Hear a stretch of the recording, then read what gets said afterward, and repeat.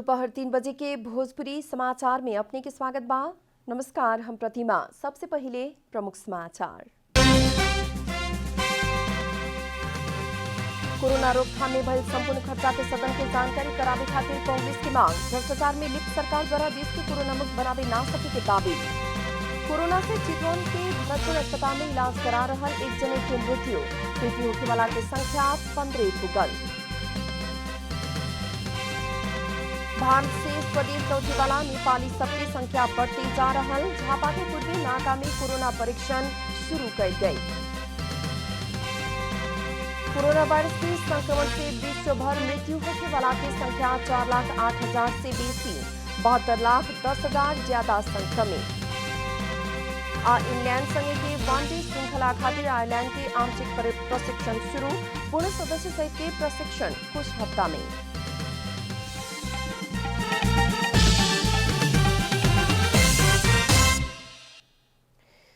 अब पूरा समाचार। प्रमुख प्रतिपक्षी दल नेपाली कांग्रेस कोरोना नियंत्रण तथा रोकथाम में भइल संपूर्ण खर्चा के बारे में सदन के जानकारी करावेला सरकार संगे मांग कैले बा।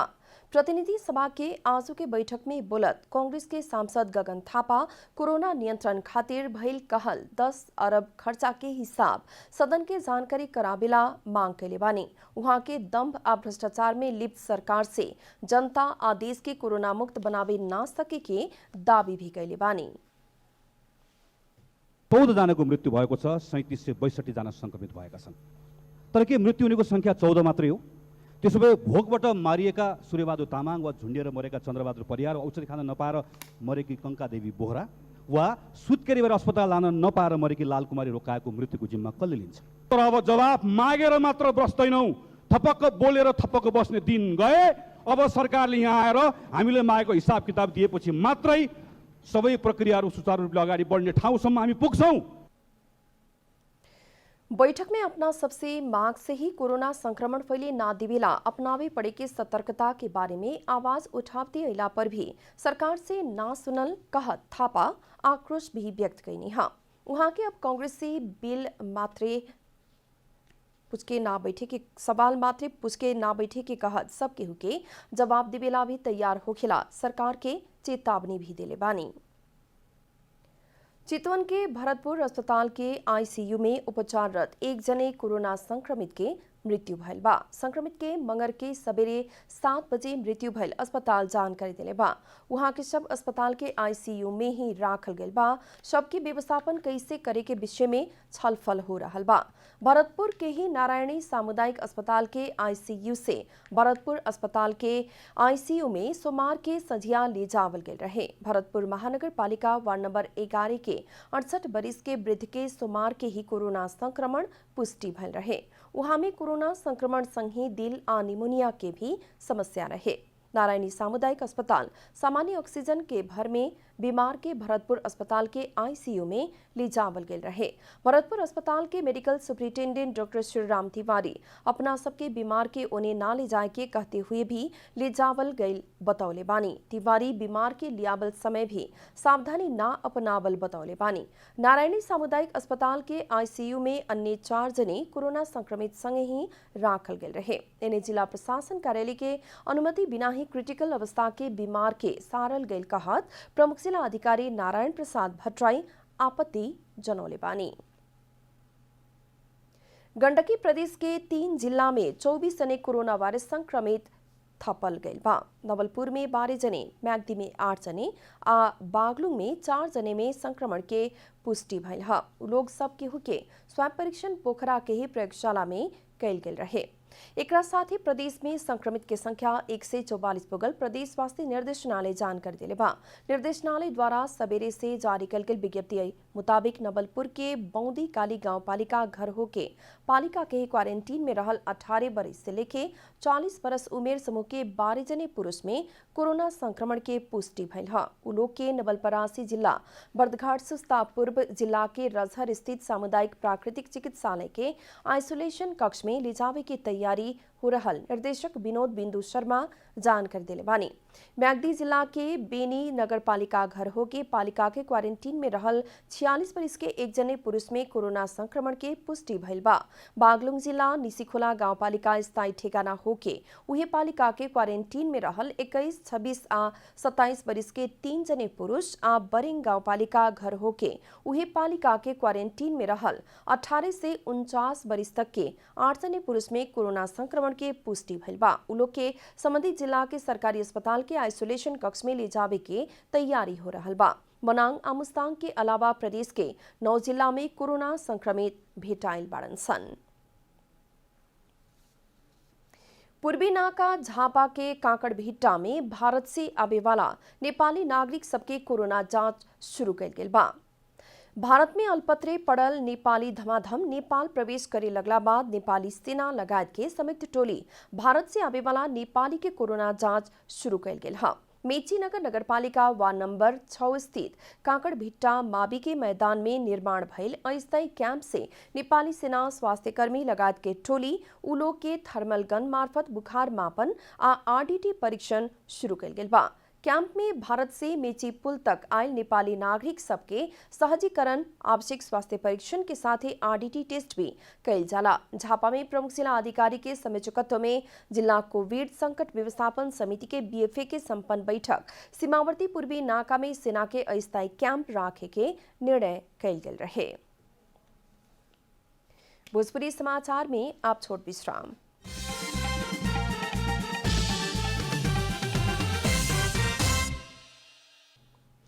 भोजपुरी समाचार में अब बाकी समाचार। भोजपुर के अरुण गांवपालिका में भारत संगे ही अन्य विभिन्न ठाउँ से आयल नागरिक सबके रखे खातिर होल्डिंग एरिया निर्माण संपन्न भइल बा। जिला के 9 स्थानीय तह के आर्थिक सहयोग आ नेपाली सेना के प्राविधिक संगे जनशक्ति के सहयोग में सुविधा संपन्न व्यवस्थित होल्डिंग एरिया निर्माण कइल गेल है। भोजपुर में कोरोना संक्रमण फैले नादेवेला भारत तथा अन्य ठाउँ से आयल नागरिक के रखे खातिर सुविधायुक्त होल्डिंग एरिया निर्माण कइल गेल बा। अरुण गांवपालिका के सिमटार में 80 आ रानीटार में 35 करके 115 बेड क्षमता के क्वारंटीन निर्माण कइल गेल है। भोजपुर वासी के उद्धार करके बस्ती से कुछ दूर होल्डिंग एरिया बना के जरूरी सुरक्षा सहित राखे के व्यवस्था मिलावल गेल बा। विशेष गरेर चाहिँ बाह्य राष्ट्र भारत र चाहिँ अन्य राष्ट्रबाट आएका मान्छेहरूलाई चाहिँ भोजपुरको नागरिकहरूलाई चाहिँ एउटा क्षेत्र मात्रै राख्नको लागि हामीले चाहिँ विशेष गरेर गाउँपालिका नगरपालिकाका अध्यक्ष उपाध्यक्ष प्रमुख प्रशासकीय अधिकारीहरू सबैलाई राखेर एकै ठाउँ गरौँ र जो मान्छेको चाहिँ त्यहाँनेरि नेगेटिभ आउँछ प्रत्येक गाउँपालिकाले आफ्नो चाहिँ नागरिकलाई बुझेर क्वारेन्टाइनमा राखौँ। जसको पोजिटिभ आउँछ त्यही नजिक भएको कारणले गर्दाखेरि धरानतिर राख्न लान सजिलो हुन्छ भनेर चाहिँ हामीले त्यो खालको निर्णय गर्यौँ। होल्डिंग एरिया निर्माण खातिर नेपाल रेडक्रॉस सोसाइटी भोजपुर शाखा 150 थान त्रिपाल, 100 थान कंबल संगे अन्य विभिन्न किस्म के सहयोग कैले बा।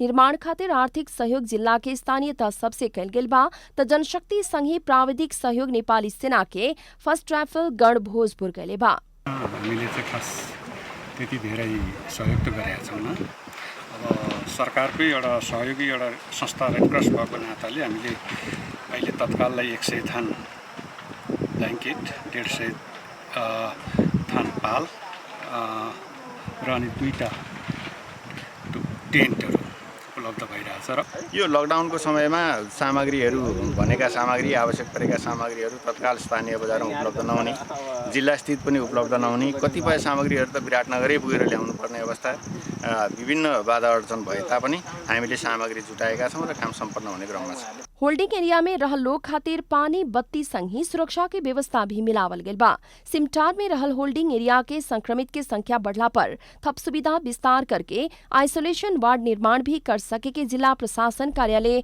भोजपुर जानकारी दिले बा। हामीले यसमा चाहिँ यही क्षेत्रमा हामीले प्रत्येक छाप्रोहरूमा 2वटा बेडहरू रहने गरीको हामीले व्यवस्था गरेका छौँ र भविष्यमा तलका चाहिँ हाम्रा बीपी कोइराला स्वास्थ्य विज्ञान प्रतिष्ठान र कोभिड हस्पिटल विराटनगर ती 2 क्षेत्रमा चाहिँ हाम्रा संक्रमितहरू भरिएको अवस्थामा त्यहाँ चाहिँ राख्न नसक्ने अवस्थामा ती व्यक्तिहरूलाई केही समय यही हामीले निर्माण गरेका 40वटा टहराहरूमध्ये आधी 20वटालाई चाहिँ बाहिरबाट आएका मान्छेहरूलाई त्यहाँ राख्ने। होल्डिंग एरिया में भारत से आयल 40 जने राखल गए रहे, उमध्ये 5 जने में कोरोना पुष्टि भइल रहे। अभी ओ जगह में पुनः दोसरका चरण में आयल 37 जने बाड़न सन, उ लोग के भी स्वाब संकलन करके भेजावल गइल बा। क्वारेंटीन सहित के होल्डिंग एरिया निर्माण करे खातिर जिला के 7 को गाउँपालिका द्वारा 3-3 लाख आ 2 गो नगरपालिका द्वारा क्रमशः 4,50,000 विनियोजन कल गेल बा। भोजपुर से कविता खड़का की रिपोर्ट। घर से पानी बेचे जायम कहत निकलल बालक 11 महीना के बाद घर लौटल बाड़न। बांके के कोहलपुर नगरपालिका वार्ड नंबर 2 के कल्पना थापा के बेटा राजू थापा साउन 8 गते घर से दोपहर 4 बजे कोहलपुर चौराहा में पानी बेचे निकलल रहलन। बांके के कोहलपुर नगरपालिका वार्ड नंबर 2 में रहल कृष्ण माध्यमिक विद्यालय कक्षा 6 में अध्ययनरत राजू थापा साउन महीना से लापता रहलन। विद्यालय बंद भइल समय में साउन 8 गते दोपहर 4 बजे तक माई के साथ रहल बालक पानी बेचे जायम कहत पड़ोसी के साथ कोहलपुर चौराहा में गइल रहलन। अभी 11 महीना के बाद राजू घर अइला बाद परिवार में खुशियाली छाइल बा। पानी बेचत समय बस के अंतिम सीट में रहल एक व्यक्ति नशालु पदार्थ सेवन करा के अपना के तुलसीपुर पहुंचावल राजू बतौले बाड़न। नजा भन्दा थियो अनि त्यसमा म पनि आफ्नै जिद्दीले मोबाइल बनाउने जिद्दीले आएर कोलपुरमा आएर एक पेटी पानी किने चाहिँ 6 बजे थियो। 1 घण्टा लाग्यो। पानी पनि तातो भइसक्यो, चिसो पानी पनि। एउटा बोतल बचेको थियो। 7 बजेको बस आयो, रातो बस आइसकेपछि म त्यो बसमा चढेपछि लास्ट सिटमा गएर अगाडि सबलाई सोधेँ, कोहीले खाएन। लास्ट सिटमा गएर बसेँ। लास्ट सिटमा गएपछि एउटा लएपछि भार 500 रुपियाँ दियो। भार 500 रुपियाँ दिएपछि मसँग खुल्ला थिएन। खुल्ला नभएपछि म तल झरेर पनि फेरि चढेपछि सिधै बस हिँडिहालेँ। वहां के काम करते आयल दांग स्थित मूल पानी के एवान साथीभाई होटल एंड रेस्टोरेंट में विवाद भइला बाद भाग के काठमांडू गइल रहलन। लेकिन वो होटल के साउ राजू के मरल हल्ला भइल आ राजू के परिवार के वहां के विरुद्ध मुद्दा दायर कैले रहे लोग। लेकिन राजू काठमांडू में काम करत रहलन। लॉकडाउन शुरू भइला बाद वहां के काम करे के ठाउँ से भाग के बेरगंज होखत घर पुगल बाड़न। डाँसढुङ्गासम्म हिँडेर आइयो। डाँसढुङ्गासम्म 4-5 जना केटाहरू हिँडेर आएपछि डाँसढुङ्गाबाट एउटा ट्रकले अनि चाहिँ जस्तै हामीले बसाले चाहिँ 1000 भाडा लयो। 1000 भाडा लगाएपछि अनि हामीलाई सिधै वहाँ लगेर छोडिदियो, बिरगन्ज लगेर छोडेपछि अनि पत्ला पुलिसले फेरि हामीलाई यताउता चेक गरेपछि अनि तिम्रो यताबाट आएको क्वारेन्टाइनमा राख्यो। क्वारेन्टाइनमा हाम्रो 14 दिनको म्याच सक्यो। 14 दिनको म्याच सकेपछि एउटा मान्छे झुन्डेर मरेपछि हामीलाई 1 महिना राख्ने कुरा हो। 1 महिना राख्ने चाहिँ 4 जना थारू धनगढीको भागेपछि त्यहाँ चाहिँ हामी पनि भागेर त्यहाँ चाहिँ म राति 11 बजे भनौँ 11 बजे घर आइपुगेको। बेटा घर में वापस अइला बाद कल्पना के मन में खुशियाली छाइल बा। करीब 11 महीना के बाद बेटा सकुशल घर आप पहुंचल में माई आ उनकर भाई सब हर्षित बाड़न सन। आयो त्यो कुरा खुसी लाग्यो। मैले सरकारी अदालतमा मुद्दा थियो, मैले सरकारी वकिललाई पनि फोन गरेँ। त्यो दिनभित्रै वडा अध्यक्ष दाइलाई पनि फोन गरेँ, मैले सबैलाई फोन गरेँ। मलाई मात्रै खुसी भएन हाम्रो देश दुनिया, मैले पत्रकार मिडिया सबै दाजुभाइ दिदीबहिनीलाई मैले सबैलाई जानकारी गरेँ। म मात्रै आमा मात्रै खुसी भएको हुनु भएन। जीवित व्यक्ति के मरल कह के झूठा मुचुलका बना के अपना सबके थप्पीड़ा भइल राजू के माई कल्पना के कहनाम बा। बांके से रविंद्र सिंह ठकुरी की रिपोर्ट। रूपन्देही के तिलोत्तमा 10 कांची बाजार में 5 जने के हत्या भइल बा। जिला प्रहरी कार्यालय रूपन्देही के मुताबिक सोमवार के रात रूपन्देही के तिलोत्तमा 10 कांची बाजार में 5 जने के हत्या भइल है।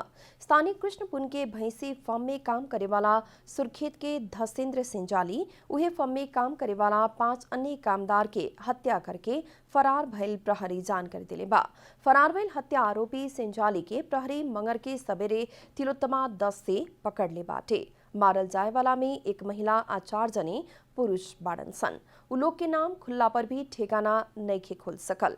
मारल जाए वाला में माधव मुसहर, जानकी मुसहर, पोसराज मुसहर, करुण चौधरी आ आशीष चौधरी बाड़न।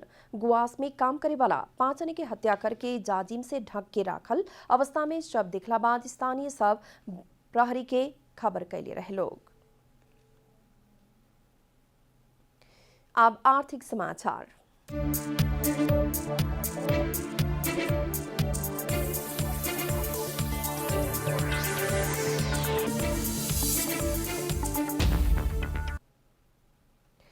नेपाल राष्ट्र बैंक द्वारा मौद्रिक नीति निर्माण के तैयारी शुरू कल गेल बा। मौद्रिक नीति के पहल का चरण के रूप में रहल सुझाव संकलन आह्वान करके राष्ट्र बैंक द्वारा मौद्रिक नीति निर्माण के शुरुआत कल गेल है। असार अंतिम तक मौद्रिक नीति सार्वजनिक करे किस्म से तैयारी शुरू कल गेल नेपाल राष्ट्र बैंक जानकारी दिले बा। नेपाल राष्ट्र बैंक द्वारा अभी वाला आर्थिक वर्ष 2077-78 के मौद्रिक नीति में सरकार वाला सब संगे सुझाव मांग कल गेल है। मौद्रिक नीति में सुझाव देवे चाहे वाला सबसे बैंक के अनुसंधान विभाग के ईमेल में आपन सुझाव सब दे सकल जाए। केंद्रीय बैंक से सरकार वाला निकाय से प्राप्त सुझाव सब के भी समेट के आवे वाला आर्थिक वर्ष के मौद्रिक नीति लियावे के बतावल गेल बा। मौद्रिक नीति मार्फत व्यवसायी तथा शेयर लगानीकर्ता सब राहत के आस कर रहल बाटे लोग। भोजपुरी समाचार में फिर छोट विश्राम।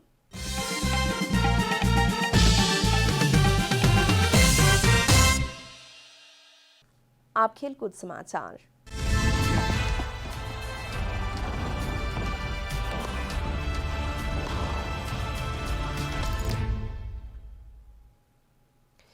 आयरलैंड के केंद्रीय अनुबंधन में रहल क्रिकेट खिलाड़ी सब सरकार की अनुमति में सोमवार से प्रशिक्षण खातिर मैदान में उतरल बाटे लोग।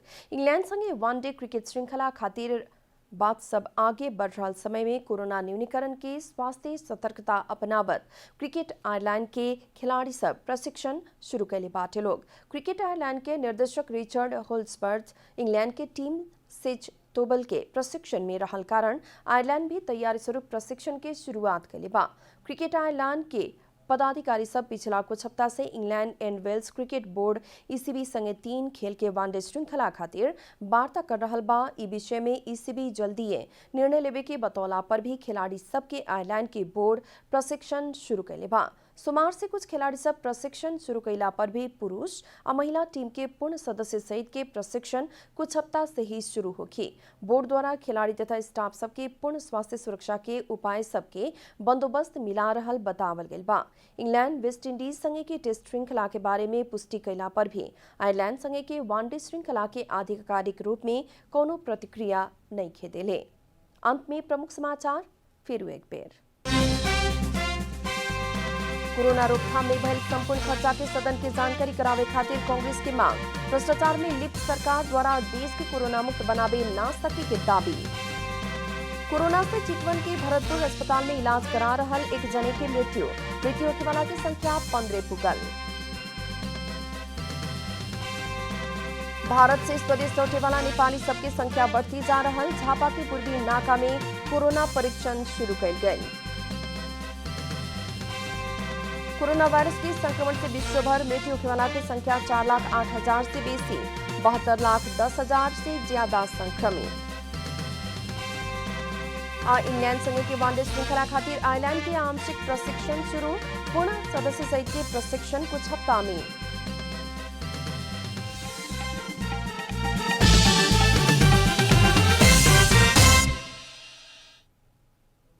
एक साथ भोजपुरी समाचार अभी खातिर इतना ही। जनता द्वारा जनता खातिर प्रसारित जनता टेलीविजन के कार्यक्रम सब अपने यूट्यूब, ट्विटर, फेसबुक का हमने के वेबसाइट जनतासमाचार.com में भी पढ़ आ देख सकतानी। सूचना में अपने के सहभागिता, समय में समाचार हमने के प्रतिबद्धता। नमस्कार।